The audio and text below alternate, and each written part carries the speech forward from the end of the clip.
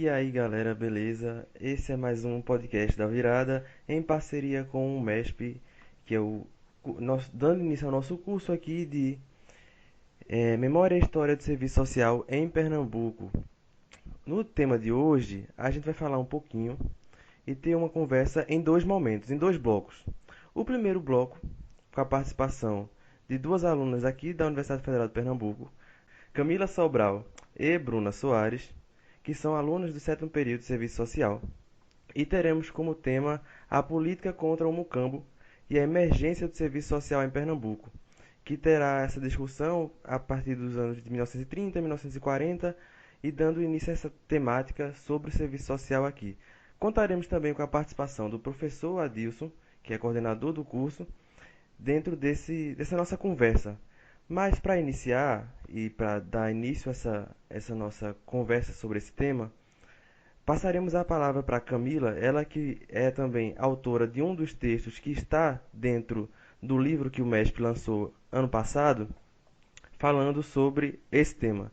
Então, a Camila, eu passo a palavra para que ela possa nos contar um pouquinho dessa trajetória do serviço social dentro dessa história da habitação em Pernambuco, já que tem essa imbricação entre a emergência do serviço social e essa luta contra o mucambo em Pernambuco e a nossa política habitacional no estado. Então, Camila e Bruna, fiquem à vontade para iniciar esse debate e Olá, boa gente, conversa para vocês. saudações a todos.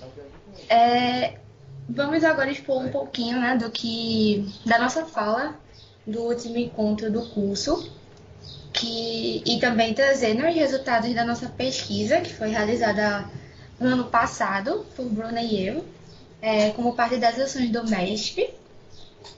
E o nosso estudo, ele objetivou aprender a relação entre a emergência do serviço social em Pernambuco e a intervenção social no Estado Novo, frente à questão dos mucambos, na década de 30, 40 e ainda pelo 50, quando a gente fala um pouco das necessidades habitacionais. O ponto de partida da nossa pesquisa foi ir em busca, né, do que é o mucambo. Eu sou moradora de Recife, né? Eu moro em Recife desde a minha infância e até então eu nunca tinha ouvido falar sobre o que era o mucambo. E aí isso nos despertou muita curiosidade para saber como era realmente, né, essa forma de moradia que foi que existiu de forma tão intensa, né, em números tão grandes no início do século passado. É, Bom, o mucambo, ele é uma forma de moradia construídas em áreas de mangue ou alagados. Eles eram feitos de barro batido, com telhados e paredes de taipa, e eram usados como material, né, flandres, palha, capim. Era uma habitação que não tinha qualquer saneamento básico e que se acumulou na paisagem de Recife a partir do século XIX, como uma forma alternativa de habitação popular. É, Quem tivesse assim, curiosidade, né, de dar uma olhada em algumas imagens, de ver como eram os mucambos, tem um acervo muito interessante da Fundagem, é um acervo que você pode encontrar online, e também da Fundação Getúlio Vargas, do CPDOC. Eles têm algumas imagens muito interessantes, mostrando alguns moradores também dos mucambos.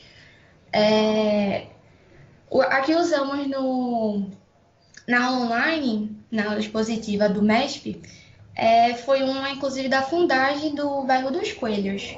Aí mostrava bem, assim, algumas casas que eram, né, de barro batido. Tem alguns mucambos, né, que tinham um pouco mais de estrutura, eles eram cobertos de zinco. E o mucambo, ele, ele foi um refúgio, né, para o fluxo de imigrantes advindos, né, do sertão e da zona da mata de Pernambuco, mas também de populações que vieram de outros estados do Nordeste. Isso devido, né, à importância de Pernambuco como uma capital regional. Pernambuco não, perdão, Recife. Também foi refúgio das populações que foram escravizadas, né, durante o período colonial no Brasil, tanto que majoritariamente os moradores de Mucambos eram uma população negra, e também do incipiente operariado, né, que estava se formando. Já no início do século XX, a questão dos mucambos ela é agravada ao ponto de representarem metade das moradias construídas em Recife, o que vai culminar no período do Estado Novo em um forte movimento impulsionado pelo Estado e pela burguesia local contra esse tipo de moradia, né, e também dos seus habitantes. O que vai contar com o engajamento de diversos segmentos da sociedade. E aí foi um dos retratos que encontramos, né? Que inclusive o grupo dos fundadores e primeiros professores da Escola de Serviço Social de Pernambuco estavam envolvidos nessas campanhas governamentais contra o Mucambo, isso desde os primeiros momentos de sua organização. Então, o interventor Agamenon Magalhães, que foi a principal figura dessa ação, né, que era o interventor no período do Estado Novo aqui em Pernambuco, ele promove uma campanha assídua e que e, e diversas vezes também foi bastante cruel, né, através de diversos meios e instituições para a remoção dos mucambos e construções de moradias ditas higiênicas. E aí, é, dentro desses meios, né, instituições, a gente pode citar algumas, como a Diretoria de Reeducação e Assistência Social, DRAS, que foi criada em 1937, a Cruzada Social contra o Mucambo, também no mesmo período, a Comissão Censitária dos Mucambos, que visou pesquisar as condições habitacionais dos moradores, né, desse tipo de habitação, toda a mobilização da ação social católica, que vai resultar na terceira semana de ação social, em 39, e a Liga Social contra o Mucambo, que foi a associação civil criada em 1939, que depois se torna o Serviço Social contra o Mucambo, que vai ser uma autarquia estadual, criada em 1945, que vai continuar com as mesmas funções da Liga, só vai realmente mudando a sua natureza jurídica. E dentre as ações a gente também coloca a própria criação da Escola de Serviço Social em Pernambuco. Dentre as ações citadas, a mais importante a gente coloca a Liga Social Cultura Mucambo, que foi incluída como campo de prática das alunas da Escola de Serviço Social, isso pelo Rodolfo Aureliano, né, pelo o conhecido juiz de menores, né, que foi o principal fundador, o principal nome, né, quando a gente fala da fundação da escola.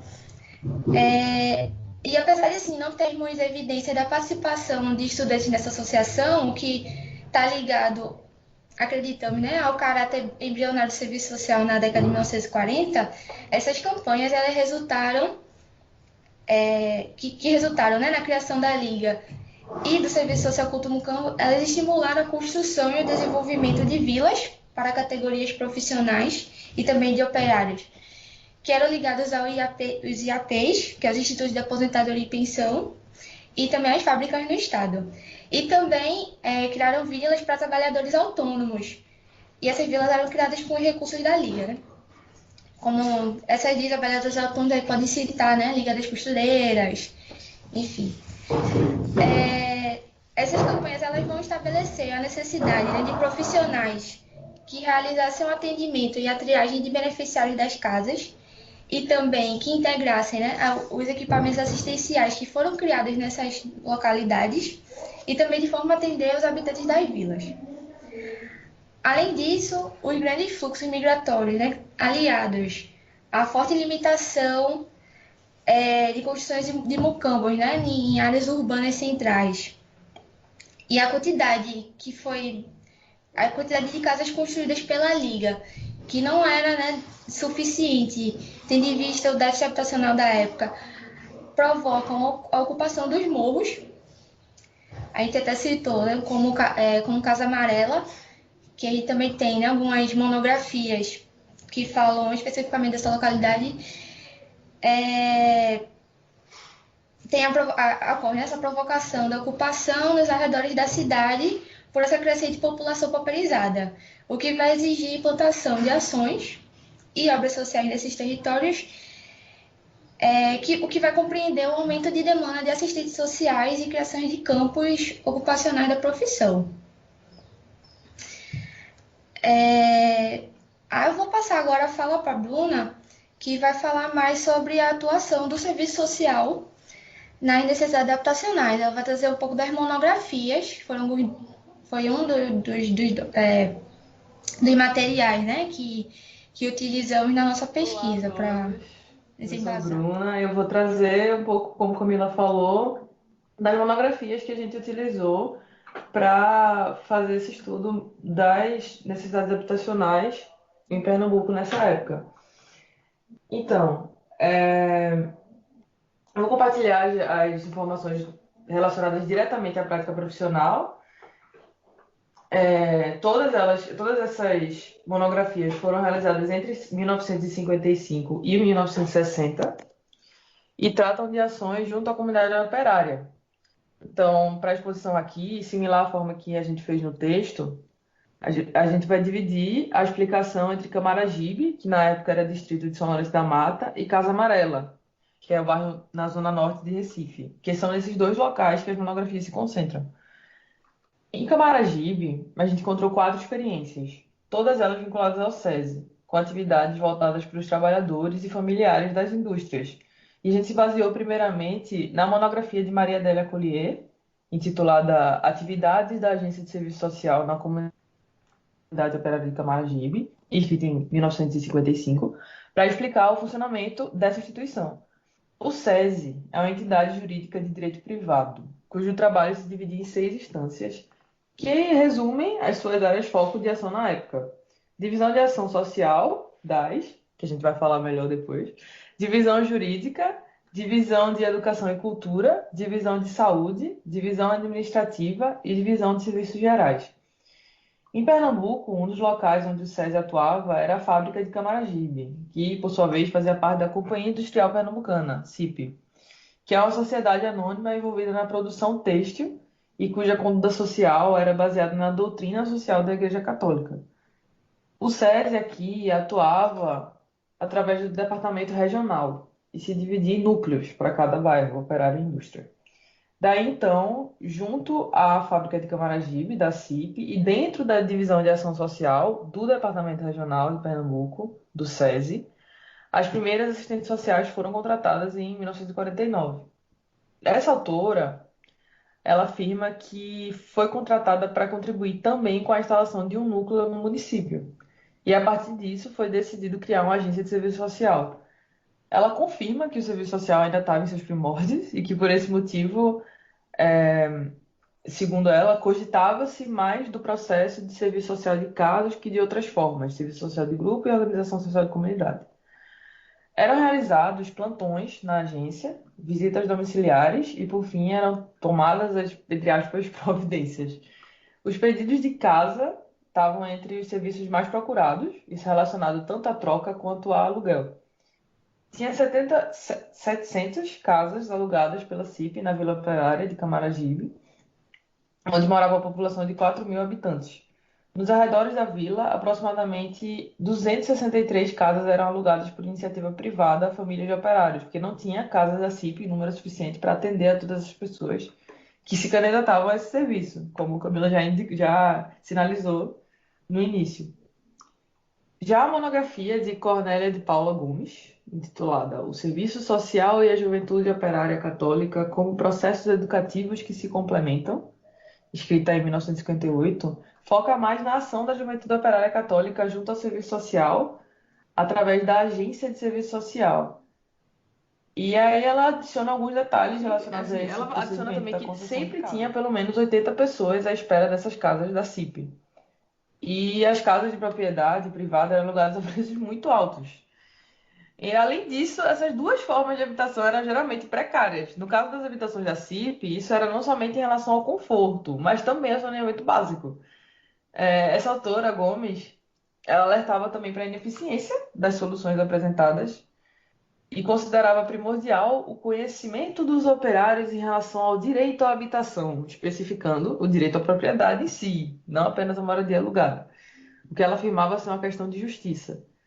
Daí começaram a esclarecer os operários desse direito, o que evidencia, na verdade, a dimensão pedagógica do serviço social voltada para a conciliação entre patrões e empregados e ao ensino do valor da propriedade privada entre os operários.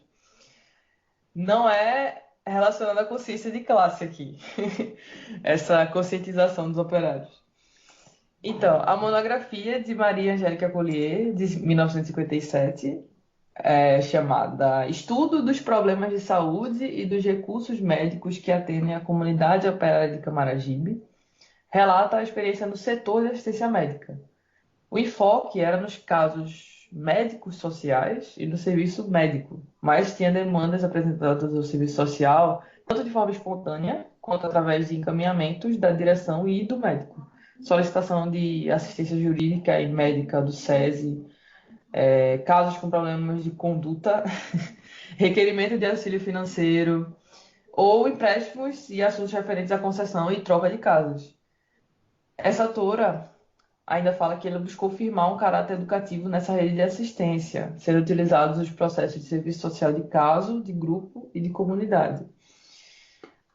A quarta monografia que a gente encontrou de Camaragibe foi a de Portela, Terezinha de Jesus Barbosa de Oliveira Portela, intitulada Curso Popular para Aprendizes.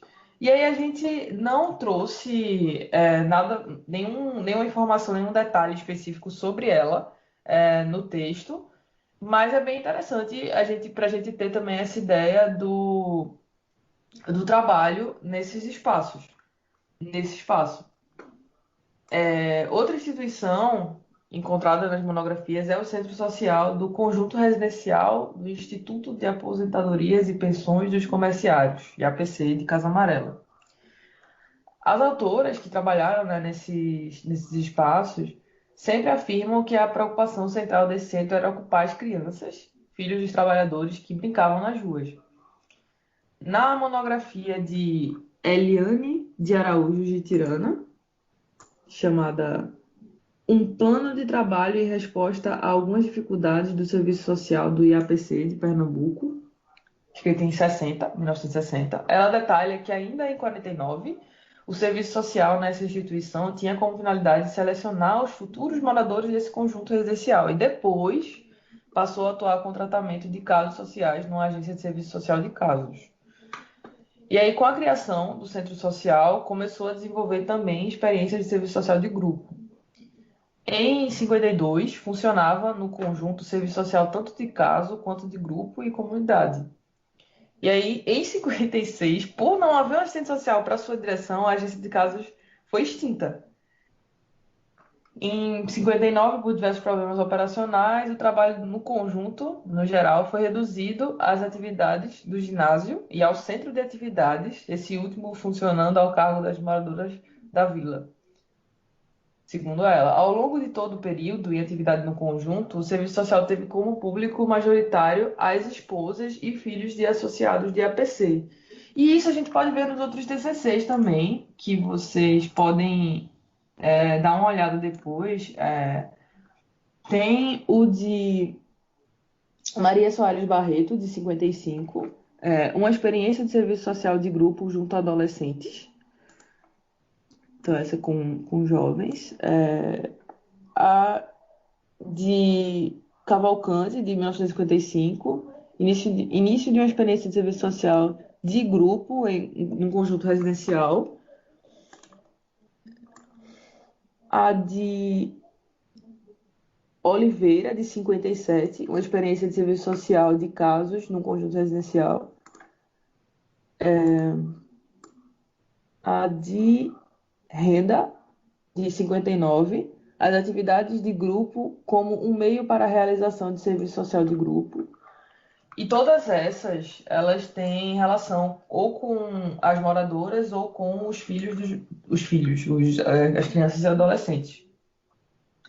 A gente encontrou também duas experiências junto ao serviço social contra o mucambo.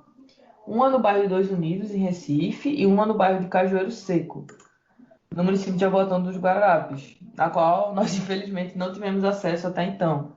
Ela é intitulada Comunidade do Cajueiro Seco, escrita por Francisca Siqueira Veras. E aí o método, como a gente pode ver no acervo, é de serviço social de comunidade, mas a gente não teve acesso a essa monografia.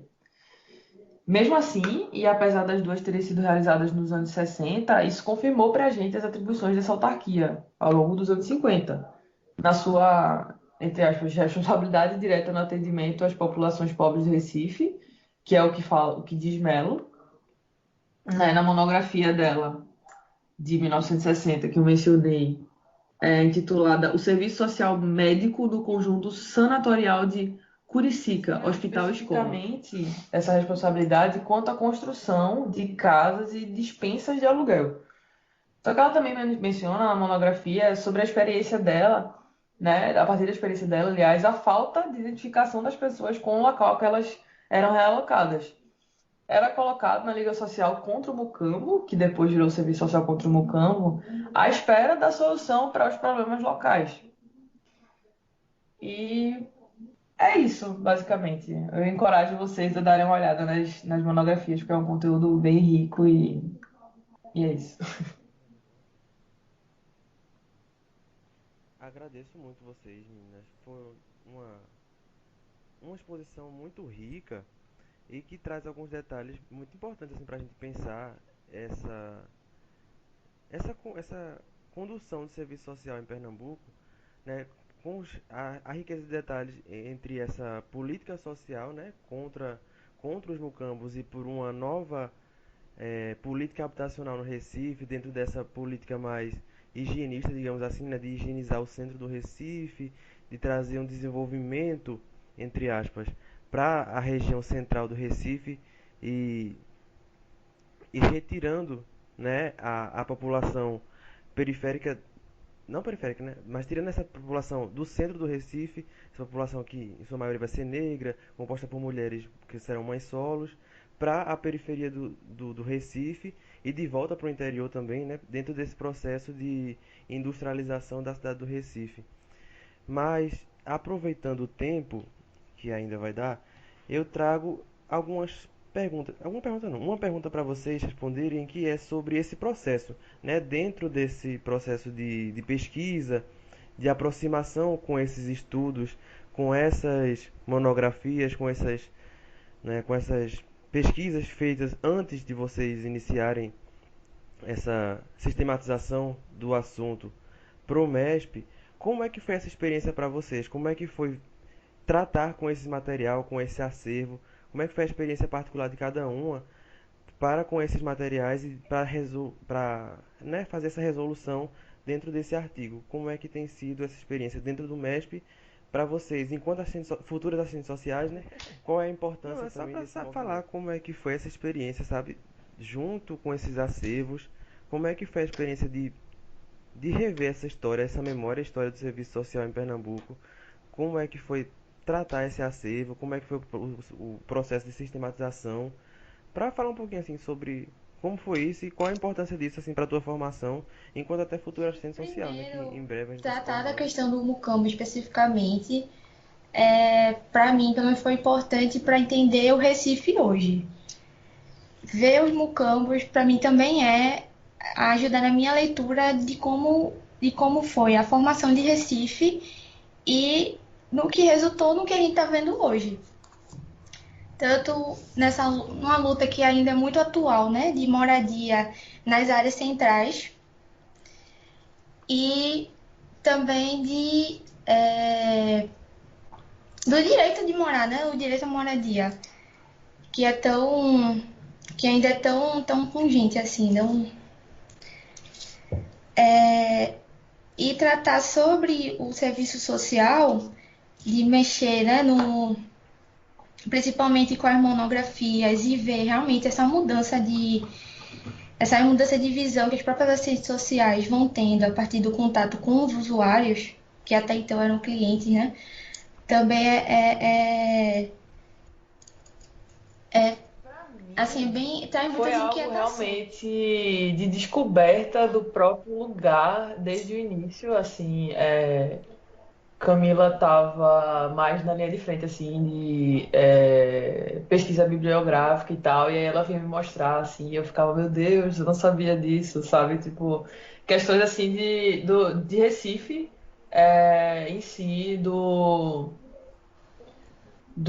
governo de Agamenon e tal, que a gente tem a Avenida Gabriel Magalhães, e aí eu não sa- a gente ouve a vida toda, pelo menos eu ouvi a vida toda, e eu não sabia quem era Agamenon, assim, é uma falha minha de, talvez, de formação, mas eu imagino que isso seja é, mais do que só eu, sabe? Isso seja um pouco geral, e aí foi muito interessante conhecer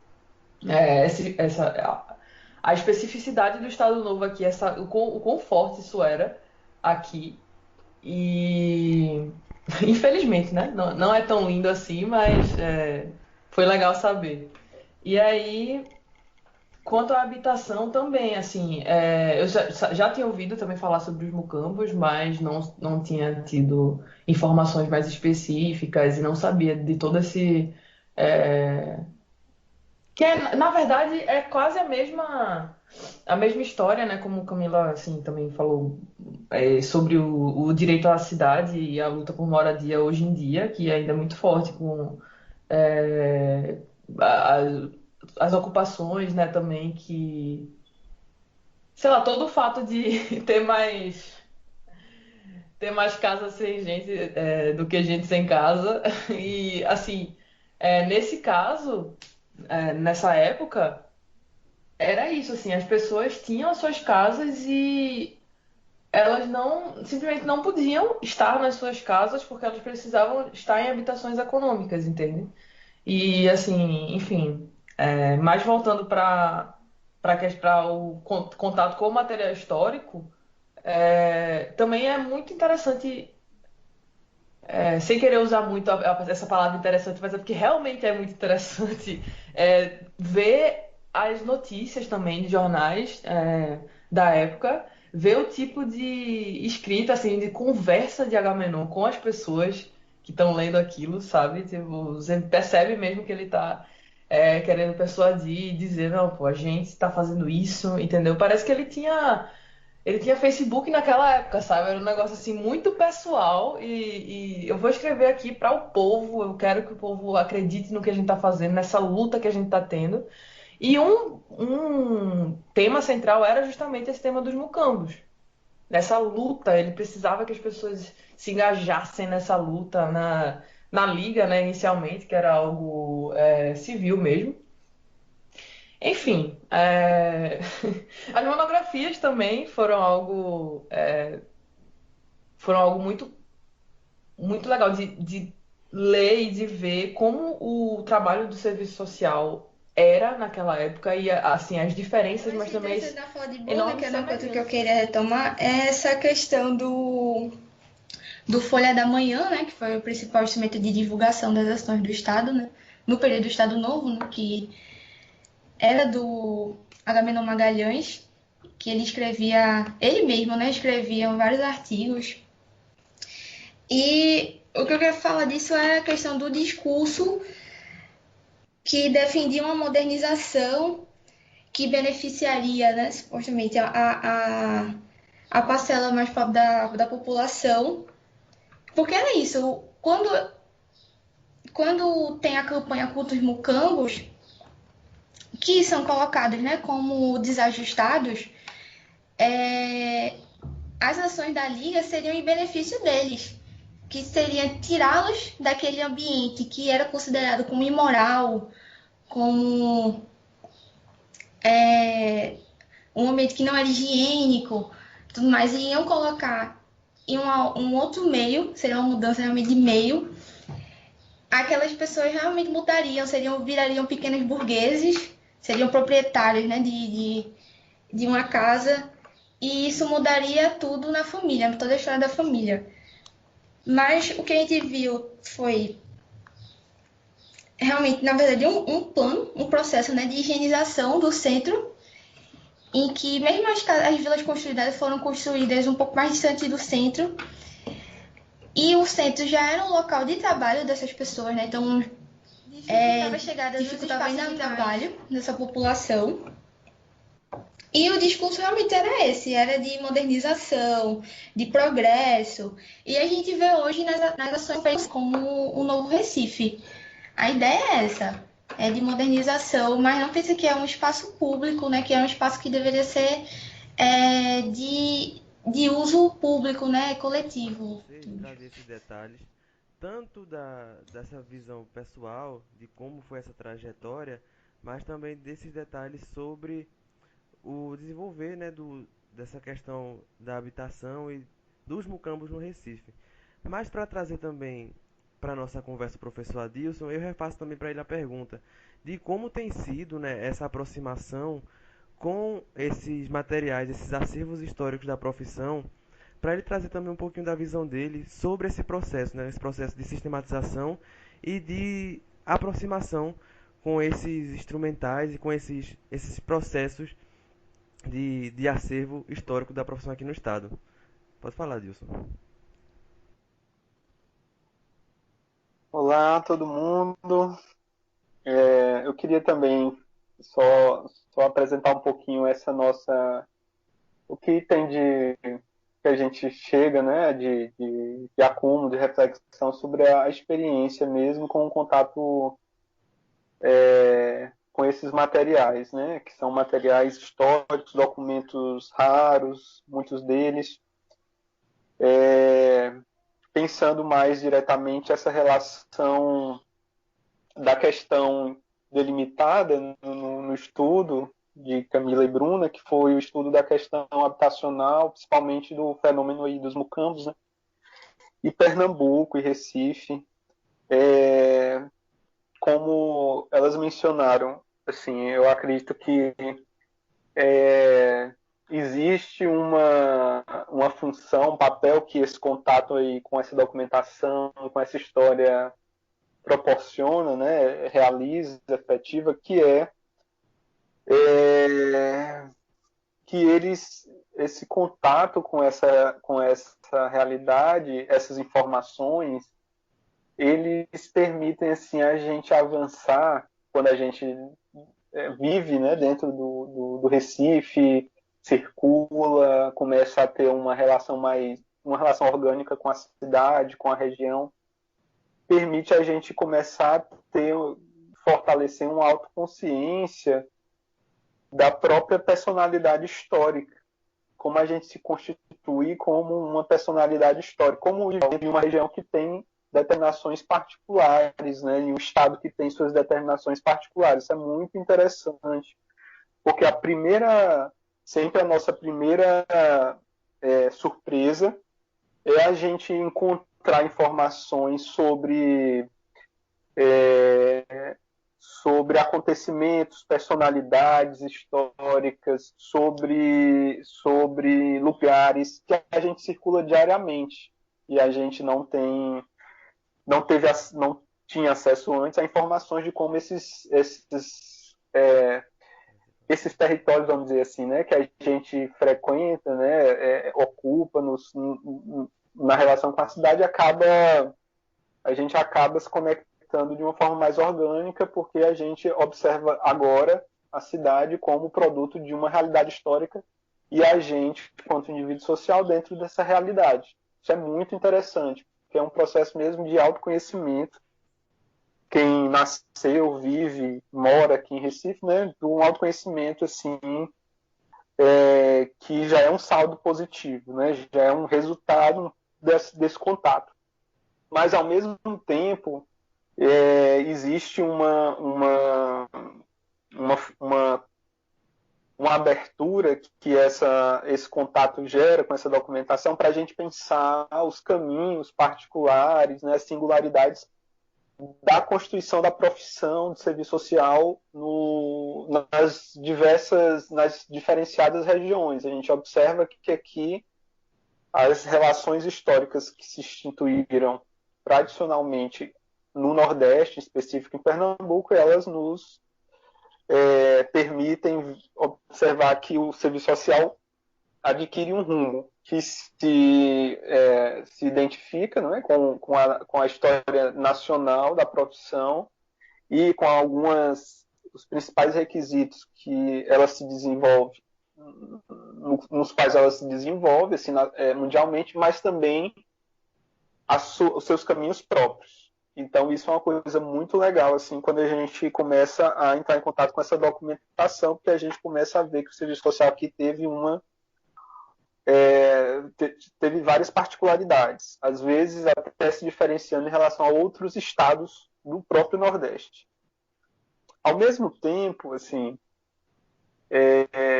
ainda falando dessa consciência histórica que o contato com a documentação nos permite, né, a gente começa a observar, começa a fazer acionar algumas mediações de particularidade. Quer dizer, por exemplo, né, Camila e Bruna, elas delimitaram e se debruçaram sobre a questão dos mucambos em Recife, que se constitui quando há um processo de afirmação das relações capitalistas, erodindo a forma da economia tradicional baseada na empresa colonial, né, que existia aqui. O que é que isso gera imediatamente? A relação dessas novas formas econômicas com a cidade, com o urbano. Né? Quer dizer, o capitalismo é necessariamente se desenvolve, se consolida articulado com as aglomerações urbanas, né? Com a cidade. Existem várias discussões sobre isso, como isso ocorre em todo o mundo.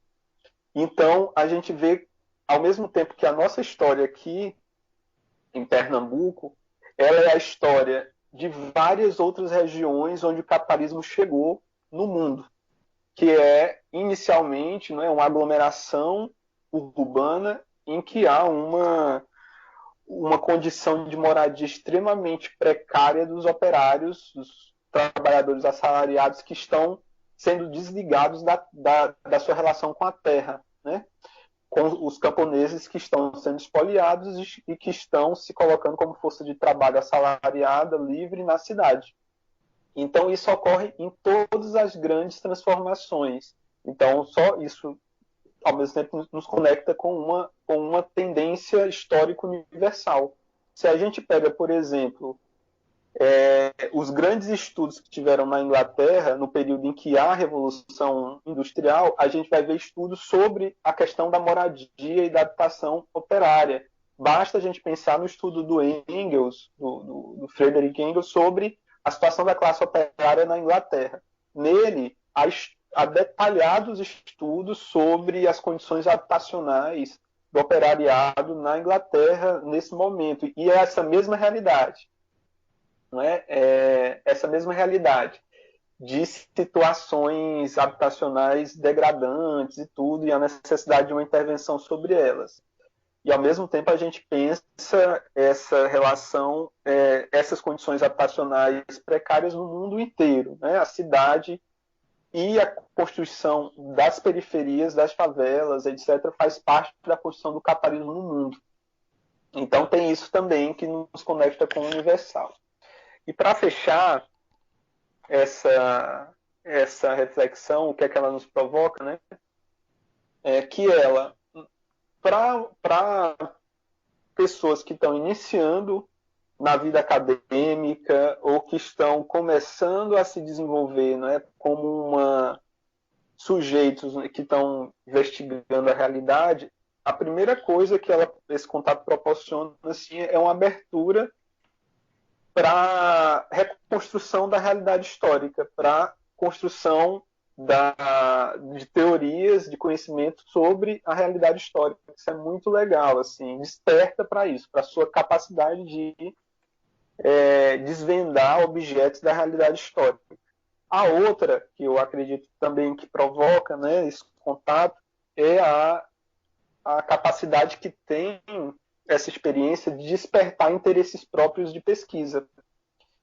Então, é muito legal quando a gente vê como, dentro do processo de extensão, que é isso que a gente está fazendo, né, projeto de extensão, a gente proporciona uma experiência que vai despertar para a pesquisa, ao mesmo tempo em que está alimentando conhecimentos essenciais que a gente estuda dentro do ensino em serviço social, sobre a história do serviço social, etc. Então há esse contato, para mim, eu identifico, né, como uma oportunidade assim de despertar para as participantes do projeto, mas não só, mas quem está também de fora acompanhando algumas ações, para despertar para interesses próprios de pesquisa, e a gente vai vendo como tem ainda muita coisa para estudar, assim, não necessariamente da história mais remota do serviço social, mas também como ela nos conecta a questões que hoje ainda são dilemas e são desafios à profissão. Então, eu queria só marcar essa Foi. reflexão aí também. É muito rico, né, falar sobre esse assunto e sobre esse tema e incitar essa vontade, esse ponto de partida para a pesquisa, né? Trazer todos esses elementos para o serviço social brasileiro e para o serviço social aqui em Pernambuco é realmente muito importante e essas reflexões são muito valiosas. Bem, minha gente, esse foi o nosso primeiro bloco falando sobre essa questão, né, da política contra o mucambo e a emergência do serviço social em Pernambuco. Gostaria de muito agradecer a Bruna, a Camila e a Adilson por essa participação e por essa reflexão feita. E no nosso próximo bloco iniciaremos, né, a questão sobre o serviço social e a questão do menor em Pernambuco. Então agradeço a você que ouviu até aqui e escute também essa nossa segunda parte desse nosso segundo bloco sobre a memória e história do serviço social em Pernambuco. E aí, galera, dando continuidade ao nosso bloco, né, desse episódio, ao nosso segundo bloco, que vamos falar sobre a emergência do serviço social em Pernambuco e sua questão, e sua interface, na verdade, com a questão do menor. Para esse nosso episódio, essa nossa segunda parte, contaremos com a presença de Fernanda Lira, Andressa Silva e Thalia Oliveira, que são estudantes da Universidade Federal de Pernambuco, estão no sexto período, né? Elas vão abordar essa questão, essa questão do menor entre os anos de 1930 e 1940 aqui em Pernambuco, né? Dando essa continuidade aos nossos estudos sobre a memória e história do serviço social aqui em Pernambuco. Contaremos também com a presença do professor Adilson, como no outro bloco, e para dar início, eu passo a palavra para a para Fernanda, para que ela possa dar início a essa exposição sobre essa questão do menor, mostrar como o serviço social pernambucano se inicia e faz essa interlocução com essa questão. Então, Fernanda, fique à vontade para fazer essa exposição e boa exposição. Olá para quem nos ouve. Eu me chamo Fernanda, né? Como o Antônio já me apresentou. Eu, Thalia e Andresa, nós participamos, né, desse projeto, desse estudo exploratório, que resultou no artigo, no caso, do Serviço Social e a questão do menor em Pernambuco, entre essas décadas, né, de 30, 40, 50, a história, a memória e perspectivas. No caso, quando a gente começou, a gente sabia que existia uma aproximação entre a questão do menor e a gênese do serviço social aqui no Estado. Com isso, nós tivemos acesso, né, através do projeto, a monografias, documentos históricos e também matérias de jornal daquele período. Com isso, a gente foi estudando, né, o contexto econômico, industrial, o desenvolvimento nesse período e as ações que o Estado adotou para resolver essa expressão da questão social que surgia, que estava emergendo e tendo mais visibilidade naquele momento, que era justamente a questão do menor. A partir daí, a gente foi desenvolvendo esse estudo, fomos nos aprofundando mais, principalmente com a nomenclatura do menor, ou seja, quem era o menor que era abordado tanto nas monografias, nos recortes de jornal, que é o que as meninas vão descrever conforme ao longo das nossas falas, né? E para iniciar, para deixar como posso dizer, um exemplo assim de como o Estado adotava ou como via essa questão, eu gostaria de ler um recorte de jornal que tinha por título, no caso, O Problema dos Menores Abandonados, que foi escrito por Agamenon Magalhães para o jornal Folha da Manhã em 1941. Eu vou ler um trechinho, no caso, que diz assim: se, porém, cada fábrica ou empresa tomasse a iniciativa que tomou a usina Catende e fundasse núcleos de escoteiros agrícolas, aceitando um certo número de menores abandonados, no Recife, de acordo com o juiz de menores, aqui ele se refere ao juiz Rodolfo Aureliano, a tarefa do Estado seria diminuída, concorrendo todos para a solução de um problema grave e de aspectos tão agudos e prementes. Esses menores seriam amanhã excelentes braços para a lavoura, operários formados desde a infância para as fábricas. O que é real é que estamos perdendo uma grande sementeira. Precisamos, pois, tratá-la para não perder os seus frutos, cuja falta, se não sentimos no momento, será talvez irreparável no futuro. Com isso, a gente tem uma noção, uma perspectiva melhor de como o Estado, aqui, principalmente nessa região, em Pernambuco, no caso, no contexto regional daqui, enxergava também essa expressão, né? Essa expressão da questão social e esse problema, no caso. As ações eram voltadas tendo essa perspectiva. Com isso, eu concluo, no caso, minha breve fala e vou passar a minha palavra para as meninas, que vão explicar melhor a nossa metodologia, nossos achados, tudo isso. Olá, meu nome é Andresa. Eu vou falar sobre a metodologia na qual usamos no artigo. O presente artigo teve como metodologia a metodologia bibliográfica e documental, na qual utilizamos como referência para análise de dissertações, livros, tese, trabalhos de conclusões de curso. Usamos várias monografias que se encontram no acervo da Escola de Serviço Social de Pernambuco, e com o desenvolvimento da pesquisa documental, identificamos que em algumas monografias elas abordam a experiência que estava vinculada ao público infanto-juvenil. Eu quero destacar duas monografias para vocês terem uma noção de como se apresentava os títulos, que é a de Maria Hermínia de Lira, que tem como título Uma Experiência de Serviço Social junto ao Abrigo Provisório Feminino. Essa monografia é de 1953 e foi escrita e se faz presente no acervo da Escola de Serviço Social de Pernambuco.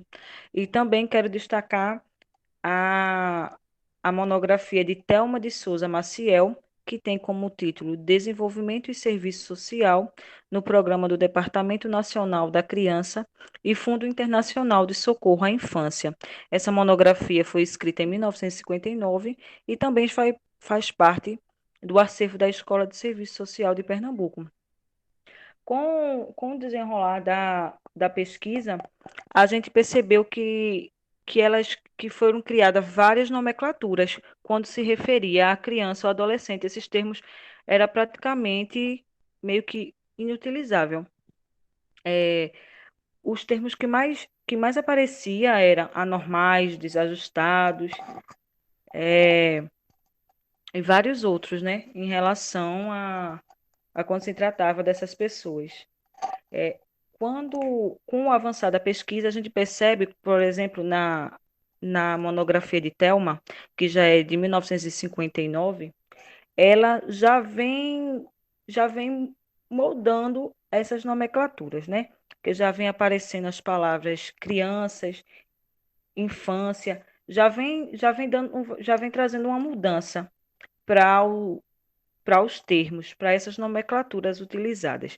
A nossa pesquisa também utilizou recortes de jornais do Folha da Manhã, do ano de 1940 a 1950, e também utilizamos livros relacionados à temática da criança e do adolescente, como de Risini, Yamamoto, Del Priore e Faleiros.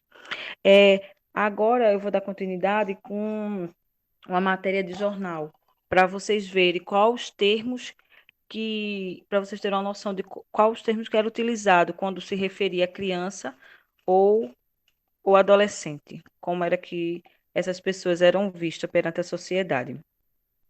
O título da matéria é Menores Abandonados e Delinquentes. Essa matéria é do da Folha da Manhã. Foi escrita por Ivan Guimarães.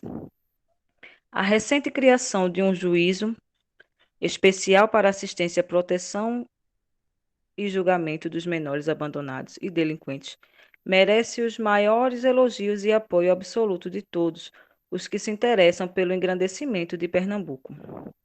Unicamente ao Estado competia o amparo a esses infelizes e lotas, a fim de prepará-los para uma vida útil.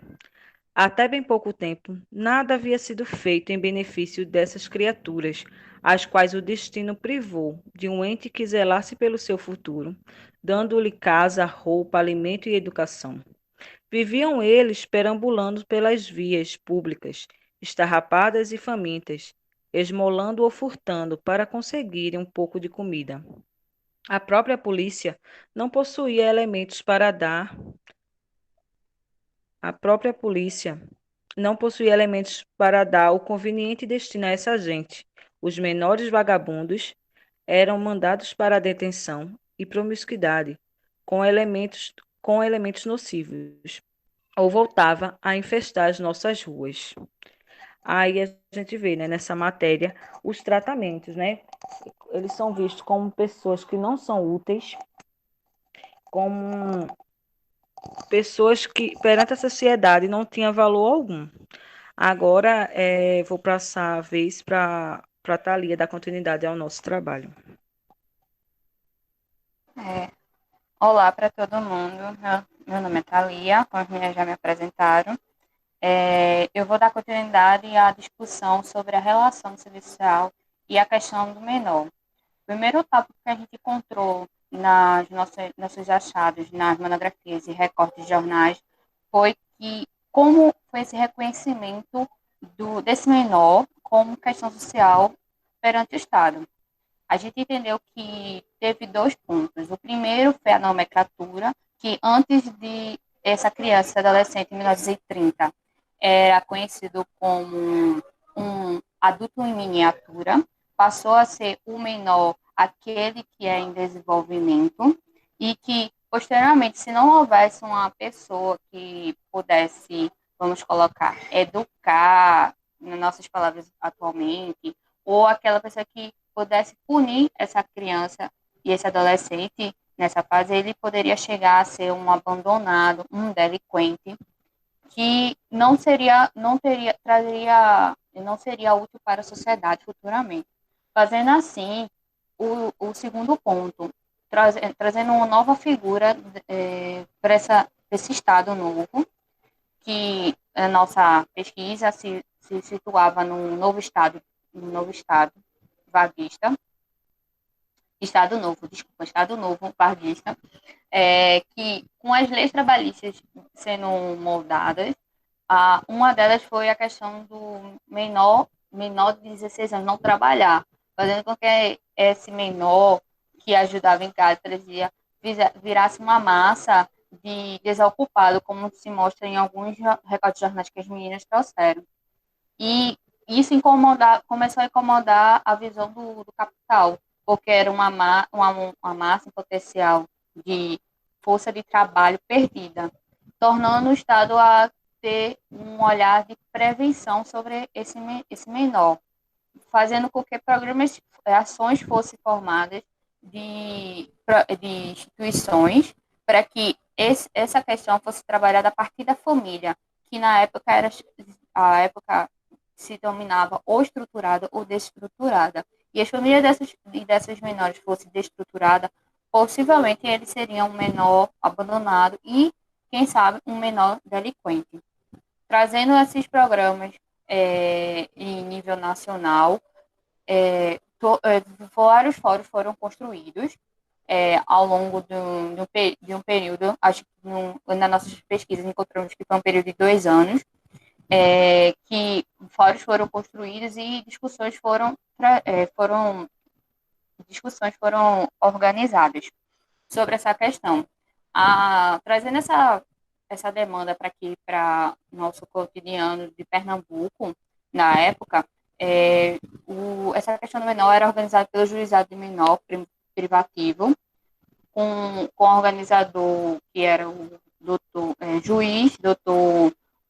Rodolfo Aureliano, que participou de vários fóruns em São Paulo, principalmente, onde era organizado, e ele trouxe essa nova perspectiva para organizar essa questão do menor aqui em Pernambuco, assim fazendo uma necessidade de um novo profissional que trabalhasse, discutisse esse lado social desse menor e dessa família, tornando assim, embrionariamente, o primeiro curso de serviço social na própria sede do Juizado de Menores, em 1938, as alunas eram os comissários de menores, aqueles que traziam, aqueles que recolhiam as crianças, sem perguntar se tinha pai, mãe, se alguém responsável, simplesmente botava na tutela do Estado e colocava no abrigo, ou se no caso houvesse algum se houvesse algum como diz, alguma violação, ia para o abrigo judicial. Mas tudo isso, ao longo do tempo, foi trabalhado.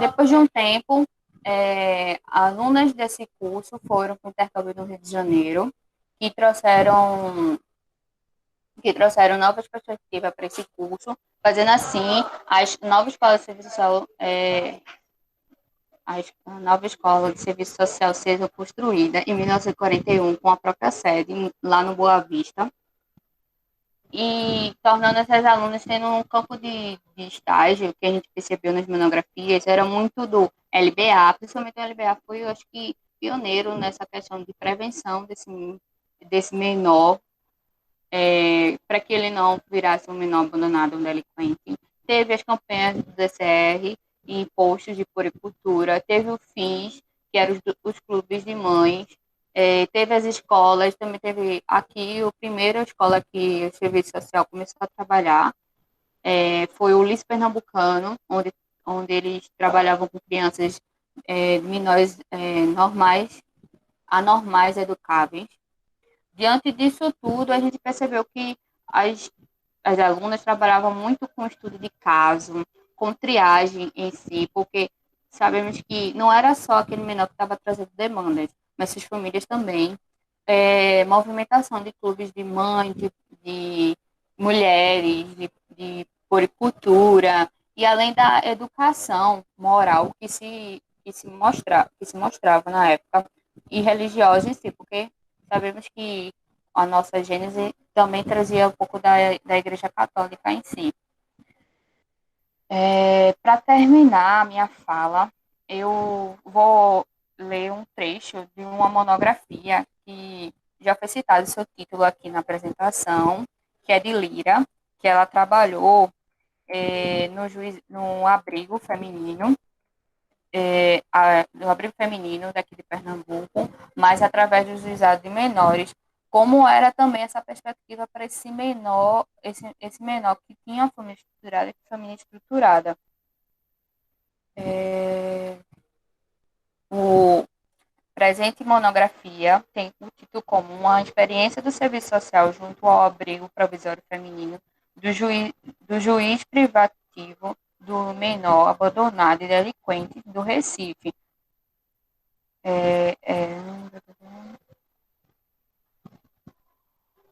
O título da passagem se faz a rápidas considerações em torno do problema do abandonado e delinquente.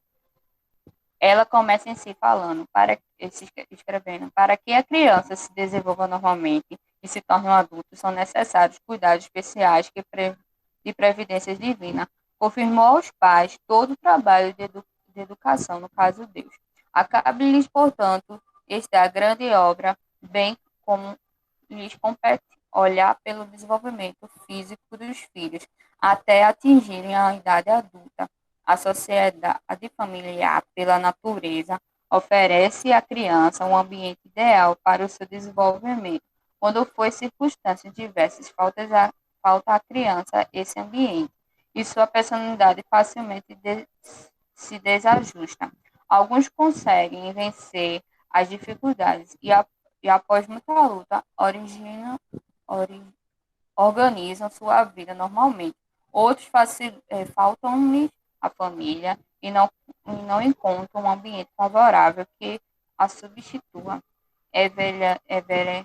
Enveredam pela senda do vício, muitas vezes tornando-se delinquentes em consequência do abandono. Na origem da maioria dos casos de delinquência, encontramos um lar desintegrado ou mal organizado, uma família mal organizada, entregues à sua própria sorte. As crianças, muito cedo, são atraídas pela a tentação do crime, da vadiagem e outras vezes divididos entre um pai que teme e uma mãe que ame, sofrem as consequências desse trauma psíquico. Os menores que se entregam a mendicâncias, os anormais, os vagabundos, os vadios, os jogadores e etc. são, em geral, a criança abandonada. Isto é, que não tem família ou alguém que substitua. A gente percebe nessa monografia que também as nomenclaturas são presentes, cujo André já foi citado no início. E eu também só queria fazer um apêndice na minha fala, que quando essa criança chegava a ser um abandonado, um delinquente, o programa do juizado era organizar esse menor para que ele, quando voltasse em sociedade, ele pudesse ser útil para o trabalho, que ele se tornasse uma mão de uma força de trabalho em potencial. Com isso, tudo, como até a Fernanda já comentou, tudo isso era organizado para que esse menor, quando virasse um adulto, ele pudesse se tornar uma força de obra, uma força de mão de obra profissional, desculpa, bom para o mercado de trabalho, para que fosse explorado pelo capital. Com isso, a gente termina a nossa discussão sobre essa questão do menor como serviço social aqui em Pernambuco, na década de 1940 a 1950.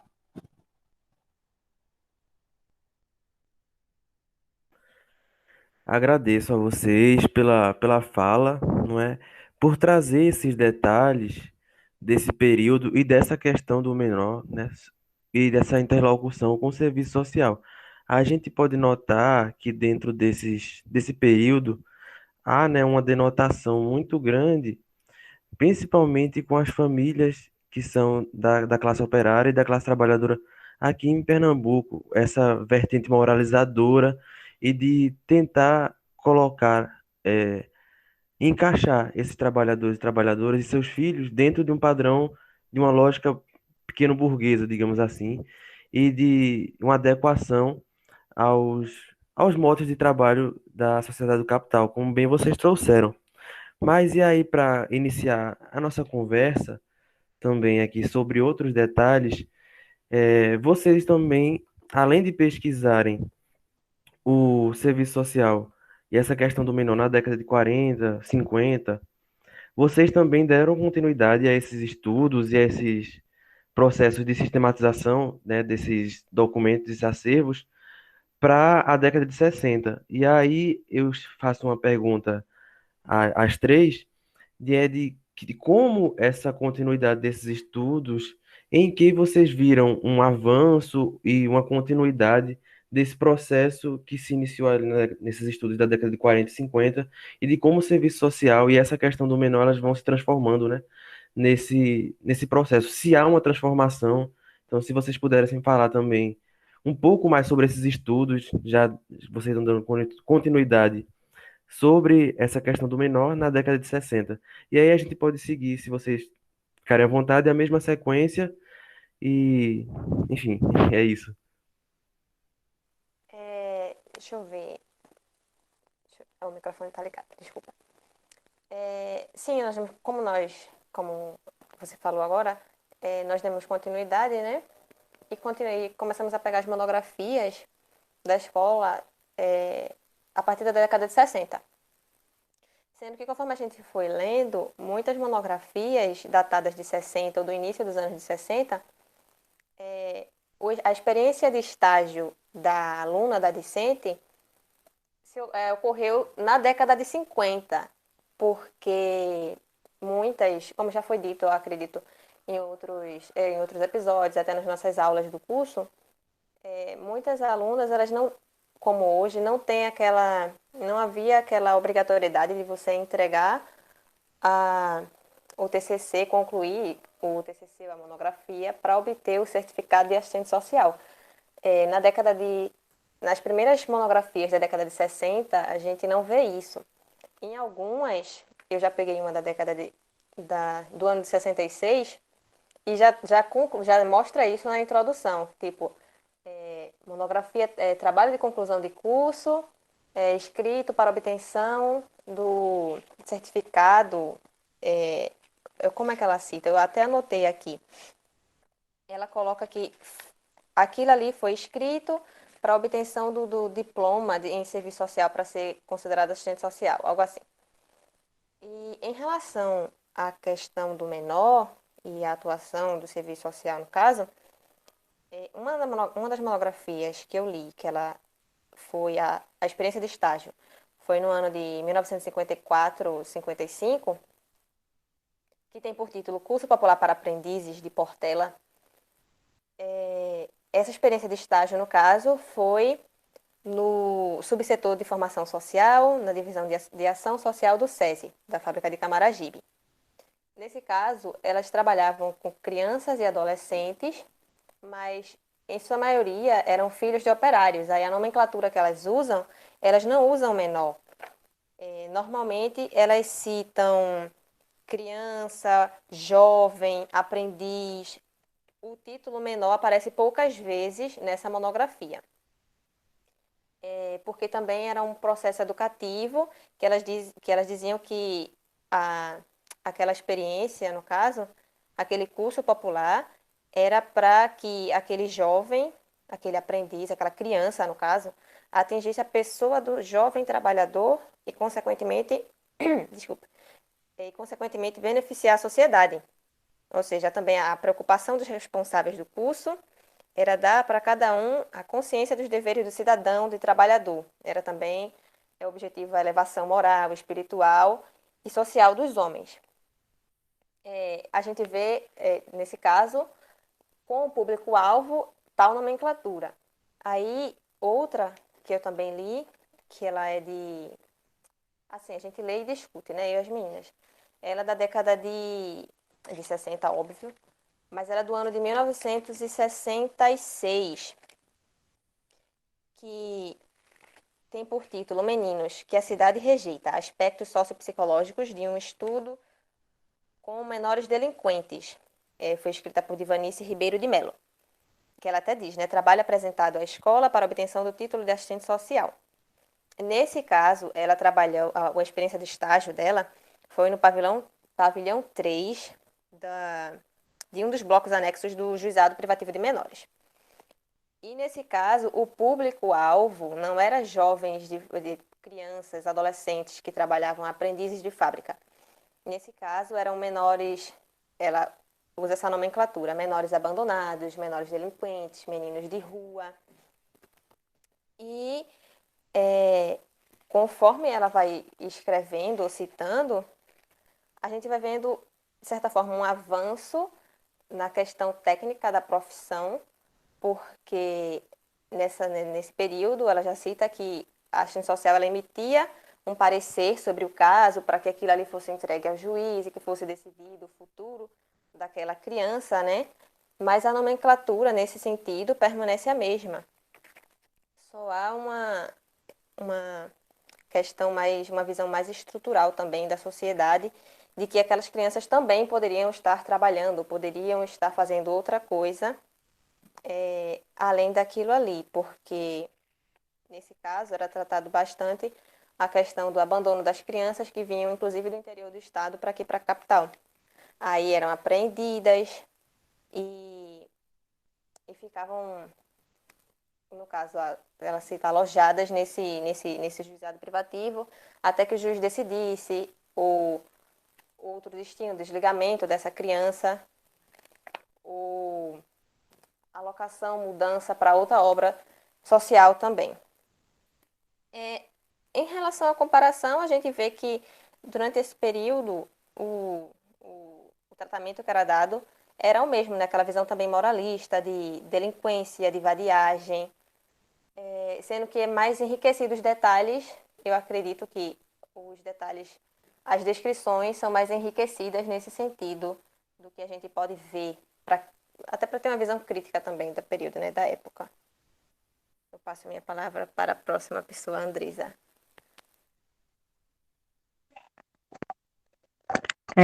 Fernanda colocou perfeitamente, né, o que a gente encontra, né, nessas monografias agora, a partir dessa data, assim, né, de 1950, 1960, no caso, como Fernanda falou, que não tinha, né, não tinha de fato uma exigência para que a monografia fosse entregue no ano da sua conclusão e esses vários escritores, várias monografias têm datas de 1950 ainda.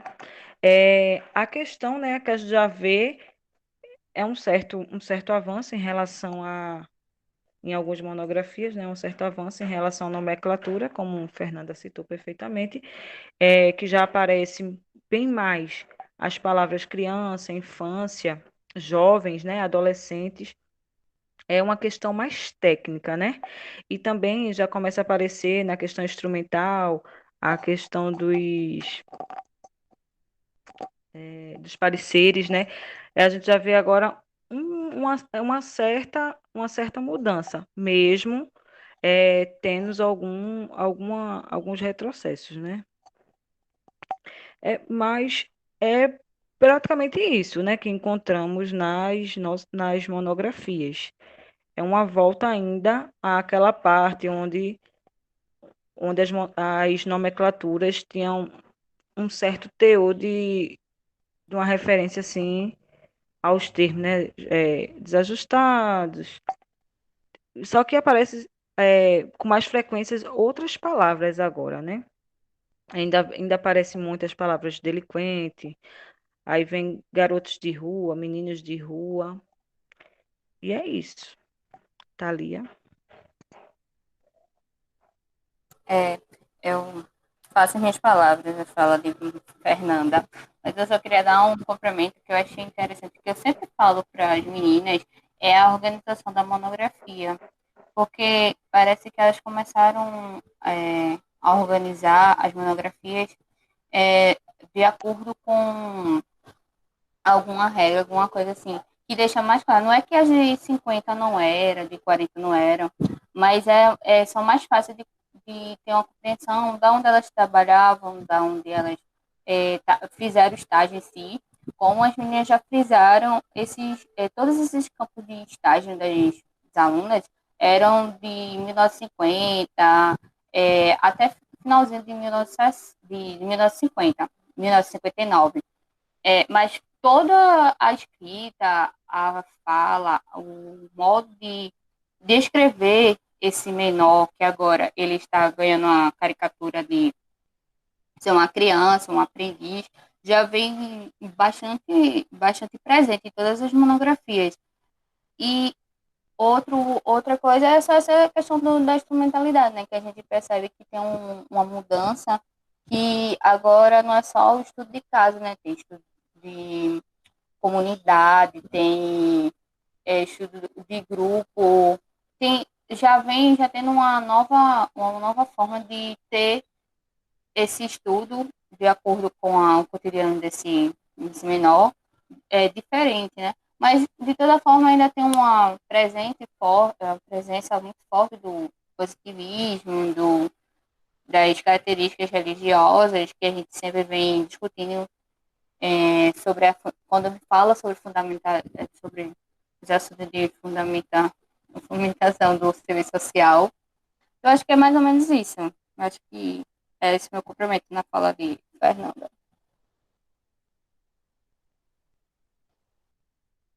Eu agradeço, meninas, e muito bom esses detalhes que vocês trazem para esse complemento, assim, da gente entender um pouquinho sobre a trajetória e sobre essas diferenças, mesmo que com continuidades do período de 40 e 50 na década de 60.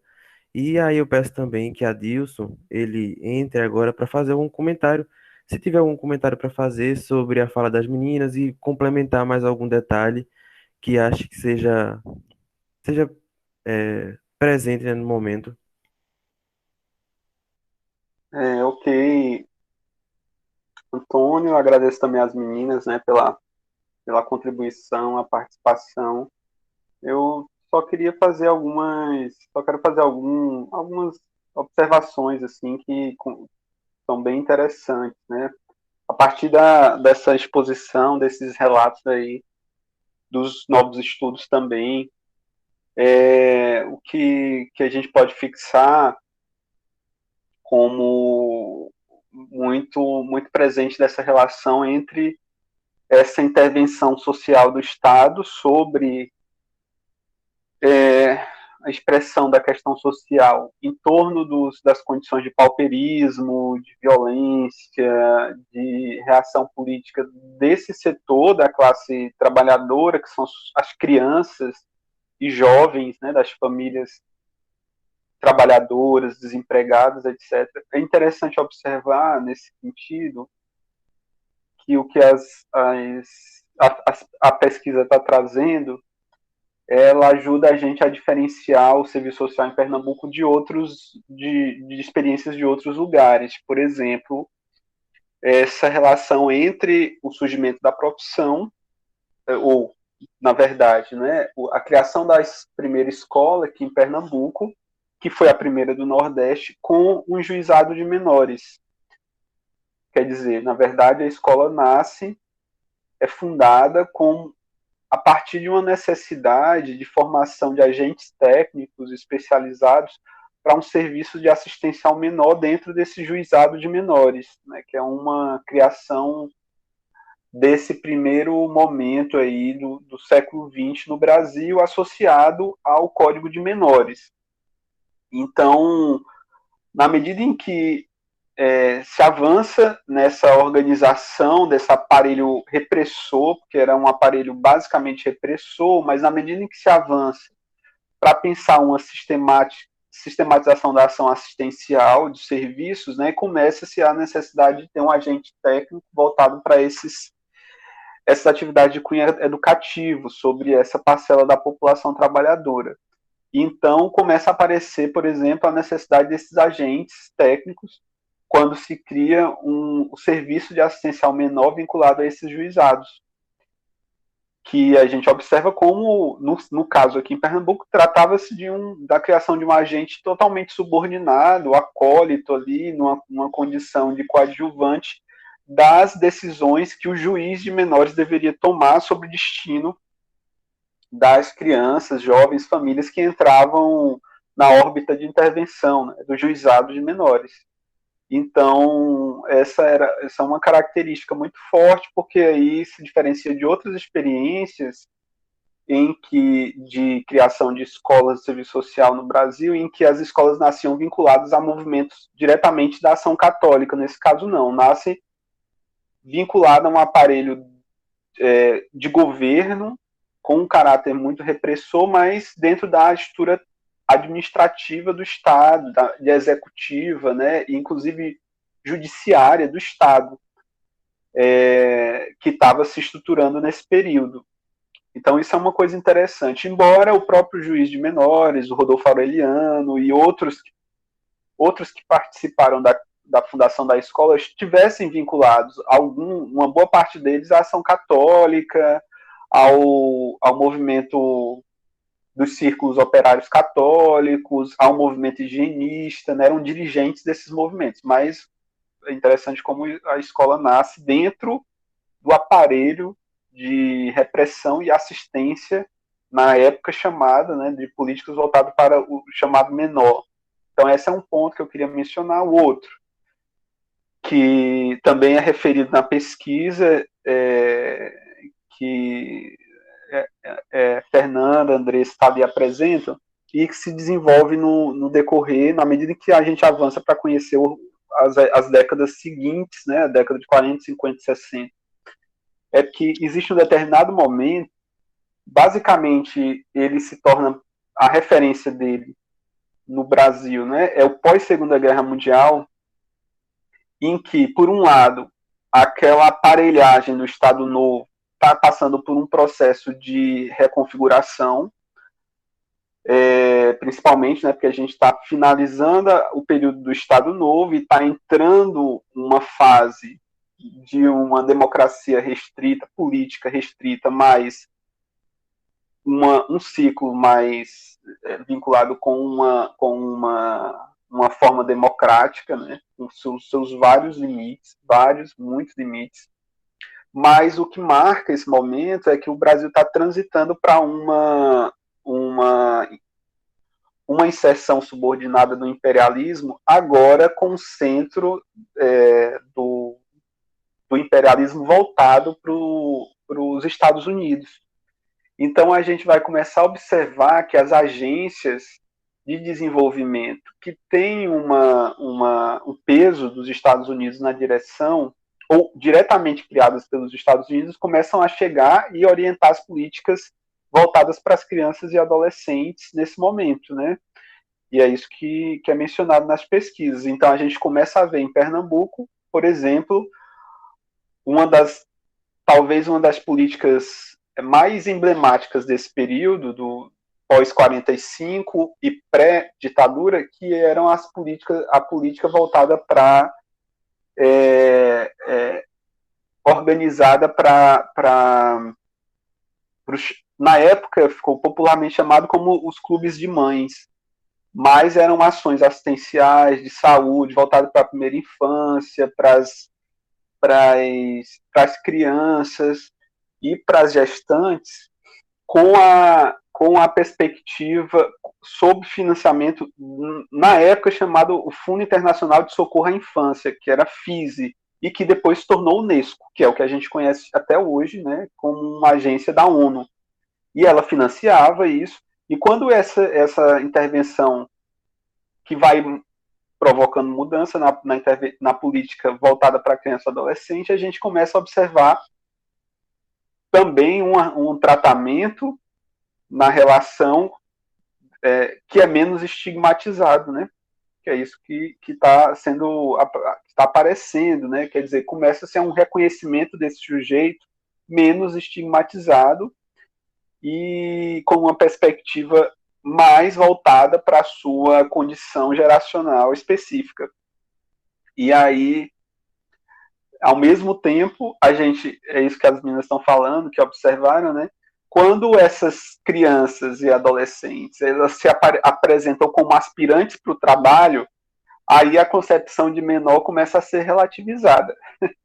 Aí passa a ser, já que é um possível trabalhador, então não é um menor, começa a ser menos relativizada a noção de menor nesses casos, porque aí se vincula a noção do trabalho à noção de cidadania, né? Porque a gente tinha uma inserção de uma cidadania regulada pela inserção laboral no trabalho, né? E aí, mas a noção de sujeitos de direitos mesmo e o entendimento, né, das crianças e adolescentes como pessoas em desenvolvimento, ela praticamente só vai ser afirmada com o Estatuto da Criança e do Adolescente de 1990, e após uma luta muito grande do movimento operário, já na crise da ditadura, e do movimento popular, voltado assim para repensar e enfrentar os grandes problemas que nunca foram resolvidos, né, da intervenção sobre as crianças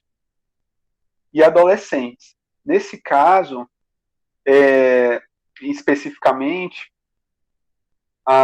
o que se desenvolvia a partir da ditadura com a FUNABEM, a FEBEM, etc., que eram organismos também muito repressores.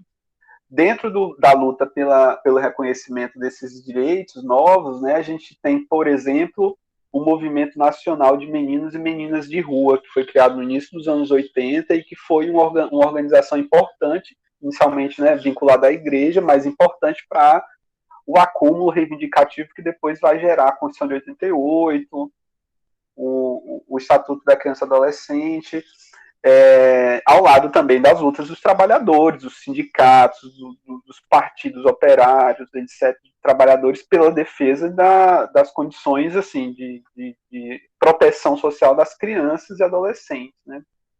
Então eu queria fazer só essas duas observações para a gente né, trazer elementos para pensar esse novo quadro aí que está sendo encontrado nas pesquisas.